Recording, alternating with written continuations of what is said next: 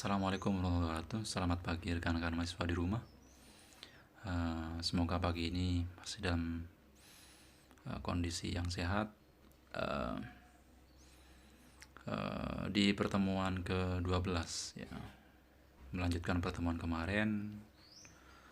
Pertemuan kemarin kita membahas tentang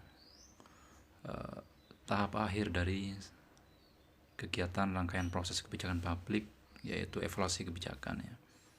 Dampak dan evaluasi kebijakan. Di pertemuan ke-12 nanti adalah merupakan materi pamungkas yang ada kaitannya dengan proses kebijakan publik. Nanti kita akan membahas tentang reformasi kebijakan ya. Topik reformasi kebijakan ini sebenarnya topik yang sangat berkaitan dengan materi-materi sebelumnya terkait dengan evaluasi kebijakan. Oke, di pertemuan sebelumnya, pertemuan ke-11, kita barangkali sudah banyak memahami kenapa proses evaluasi kebijakan itu diperlukan. Paling tidak akan ada beberapa alasan-alasan. Yang pertama, baik karena proses evaluasi kebijakan itu adalah merupakan tahapan akhir dari siklus dari sebuah perputaran kebijakan itu. Yang kedua, evaluasi kebijakan itu dalam rangka untuk mengukur tingkat berhasil atau tidaknya sebuah kebijakan. Yang ketiga, evaluasi itu diperlukan dalam rangka untuk mengetahui sebab-sebab kegagalannya. Keempat, untuk mengetahui dampak. Dan kelima, untuk mengetahui manfaat. Saya kira itu adalah beberapa alasan-alasan kenapa proses evaluasi kebijakan itu dibutuhkan. Dalam rangka apa? Dalam rangka untuk kembali meninjau ya tingkat keberhasilannya kalau itu berhasil, atau sebaliknya kalau itu gagal berarti mengurai faktor-faktor kegagalannya karena apa. Kita tahu bahwa di antara beberapa faktor kegagalan implementasi itu kan disebabkan karena dua ya. Bisa karena bad policy, bisa juga karena bad implementation. Baik itu karena kebijakannya memang buruk, atau justru malah yang kedua karena proses implementasinya yang buruk. Nah, itu.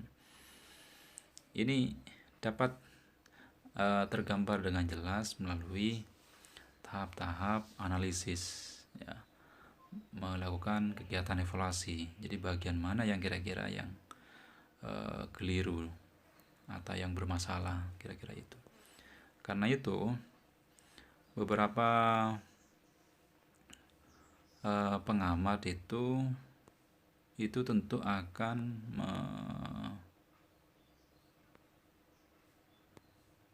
tentu akan pertama kali mengajukan beberapa pertanyaan-pertanyaan ya seputar kebijakan itu sendiri. Yang pertama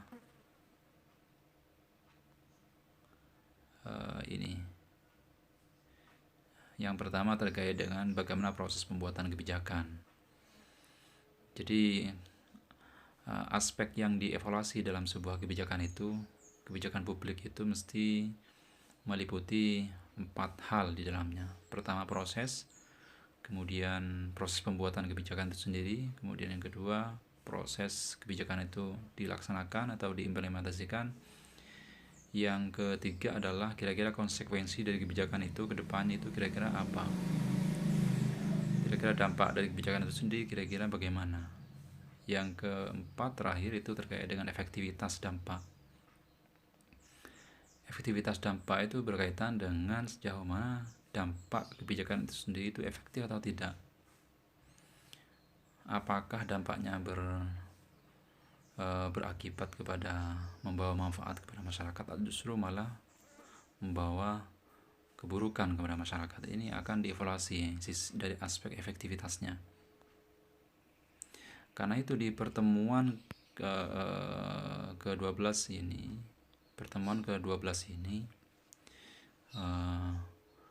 diperlukan sebuah reformasi kebijakan, ya, diperlukan sebuah reformasi kebijakan.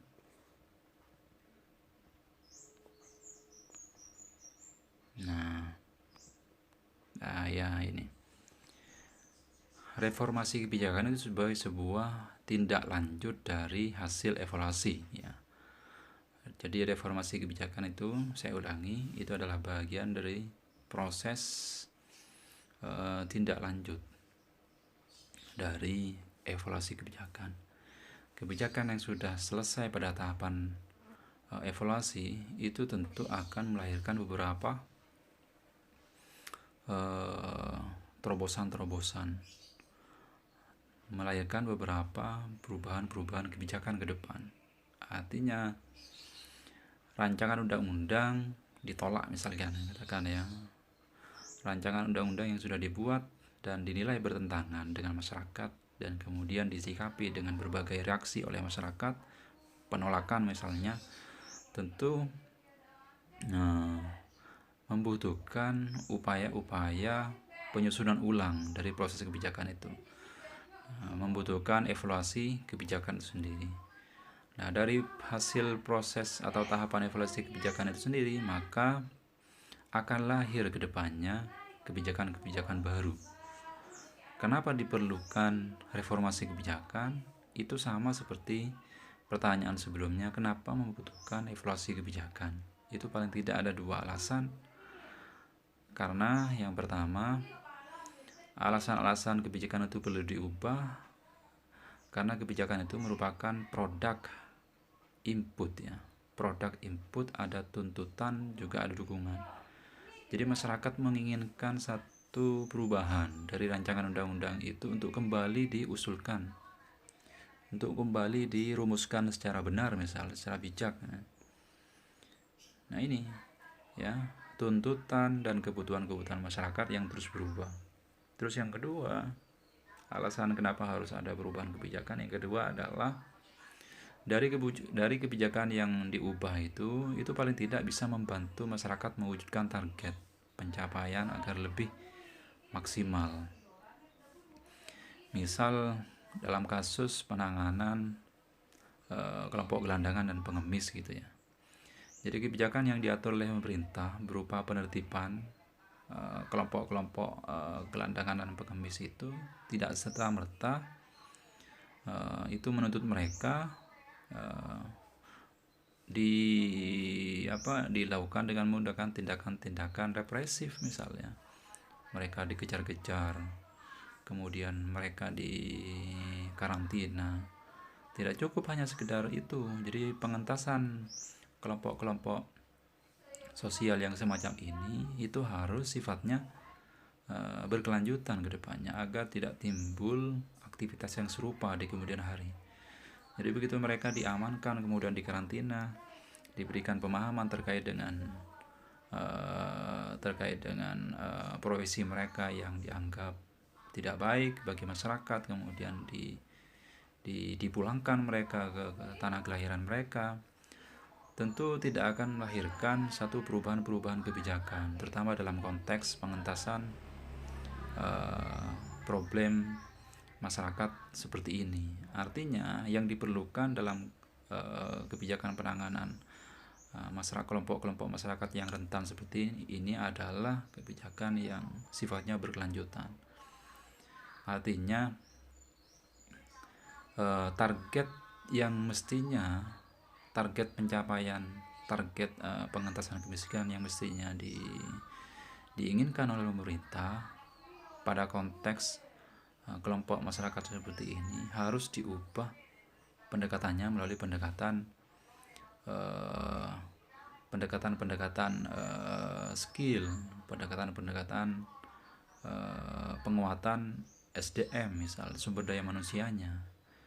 Jadi bukan mereka dibina kemudian diberikan arahan terkait dengan profesi mereka yang kurang baik di mata masyarakat, kemudian diminta mereka untuk pulang dan seterusnya. Bukan hanya sekedar itu, tapi kemudian pembinaan yang harus dilakukan oleh pengambil kebijakan, terutama dalam konteks penanganan kelompok gelandangan dan pengemis atau gepeng ini, itu harus bersifat berkesinambungan atau berlanjutan. Misal dengan pendampingan keterampilan pada kegiatan yang lebih kreatif, misal usaha dan seterusnya. Kira-kira begitu. Jadi apa? Jadi agar kebijakan yang disusun itu agar pencapaian target yang diinginkan oleh pemerintah itu, terutama dalam konteks pengentasan kemiskinan itu, bisa terwujud secara lebih maksimal. Nah, karena itulah kemudian reformasi kebijakan itu harus mempertimbangkan dua aspek ini. Ya. Yang pertama, tingkat kebutuhan masyarakat yang terus berkembang. Terus yang kedua juga mempertimbangkan target pencapaian yang diinginkan pemerintah itu agar lebih maksimal. Jadi kira-kira begitu ya. Nah, ada beberapa istilah-istilah dalam reformasi kebijakan ya. Yang pertama, inovasi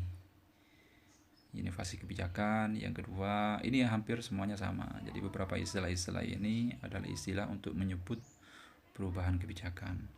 Yang kedua, suksesi kebijakan. Inovasi kebijakan itu adalah memperkaya kebijakan yang sudah ada. Kebijakannya sudah ada, tapi kemudian diperkaya dengan rumusan-rumusan kebijakan yang lebih baik, misal entah pada aspek konten isi kebijakan itu sendiri. Katakan seperti tadi bahwa kebijakan terkait dengan penanganan kemiskinan misal. Jadi konteks yang diperkaya itu terkait dengan pencapaian target maksimal. Jadi agar masyarakat bisa, agar kasus kemiskinan yang ada di Indonesia itu agar bisa terurai dengan baik, terpecahkan dengan baik, maka harus ada rumusan-rumusan kebijakan yang mampu ya melahirkan inovasi-inovasi baru. Yang kedua, suksesi kebijakan. Suksesi kebijakan itu adalah satu istilah kebijakan yang dilakukan oleh pemerintah dengan mengganti kebijakan yang sudah ada dengan kebijakan yang baru. Jadi diubah semuanya. Namun perubahan tersebut tidak mengubah hal-hal yang sifatnya fundamental, hanya melainkan melanjutkan kebijakan yang sudah ada. Yang ketiga adalah pemeliharaan kebijakan. Pemeliharaan kebijakan itu diperlukan untuk menjaga konsistensi jalur kebijakan yang telah disepakati. Itu bagian dari istilah-istilah dalam reformasi kebijakan ya. Jadi kalau pemeliharaan kebijakan itu, kebijakan memang sudah baik dan bagus untuk diterapkan masyarakat, tapi dalam konteks ini kebijakan terus dipertahankan dengan baik agar tetap pada jalur kebijakan yang sudah disepakati. Kemudian istilah keempat itu terminasi kebijakan. Terminasi kebijakan itu adalah merupakan bentuk lain dari inovasi yang bisa berupa kebijakan tersebut bisa dihentikan atau dibatalkan ya, atau juga bisa dikurangi atau dipotong dana pengeluarannya. Jadi kira-kira begitu. Ini terminasi kebijakan ya. Ini adalah beberapa istilah-istilah untuk menyebut reformasi kebijakan atau perubahan kebijakan. Ada beberapa model ya. Di sini saya hanya sekedar menyampaikan dua model reformasi kebijakan. Yang pertama model stagis ya. Model stagis ini adalah model di mana perubahan kebijakan yang diusulkan oleh pemerintah itu mendasarkan pada pendekatan rasional komprehensif. Apa itu pendekatan rasional komprehensif? Pendekatan rasional komprehensif seperti saya jelaskan di beberapa pertemuan terdahulu itu adalah satu pendekatan yang mempertimbangkan aspek rasionalitas dan mengurangi tingkat risiko yang atau dampak yang banyak ya, dampak buruk yang banyak dari pembuat kebijakan. Ini model stagis ya. Jadi perubahan kebijakan yang berdasarkan pada pendekatan rasional komprehensif dari pembuat kebijakan. Model stagis ini digunakan biasanya untuk mengantisipasi semua hal dalam kebijakan, baik itu terkait dengan dampak kebijakan maupun risiko di dalamnya. Ini harus betul-betul dipertimbangkan secara matang atau secara komprehensif ya. Tingkat efektivitas pelaksanaan dari kebijakan itu sendiri, kemudian aspek risiko dari kebijakan itu sendiri, itu kira-kira seperti apa. Semua pertimbangan-pertimbangan ini harus betul-betul dijadikan sebagai unit analisis untuk mempertimbangkan bagi perumus kebijakan dalam rangka untuk mereformasi sebuah kebijakan-kebijakan yang ada. Yang kedua, model konstruksi nilai sosial. Dalam model konstruksi nilai sosial itu reformasi kebijakan atau terminasi itu sering dipicu oleh perubahan nilai ya. Jadi banyak beberapa kebijakan-kebijakan yang dibuat oleh pemerintah itu kan banyak sekali di antara beberapa kebijakan yang ditolak secara masif oleh masyarakat karena dianggap bertentangan dengan nilai.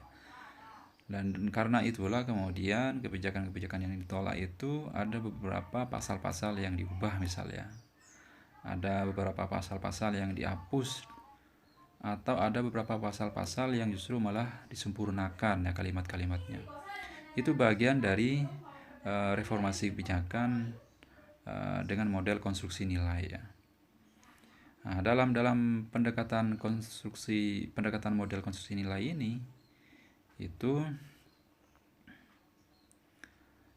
kebijakan yang dibangun, yang dibuat itu mempertimbangkan mempertimbangkan nilai-nilai dalam masyarakat. Artinya cara berpikir,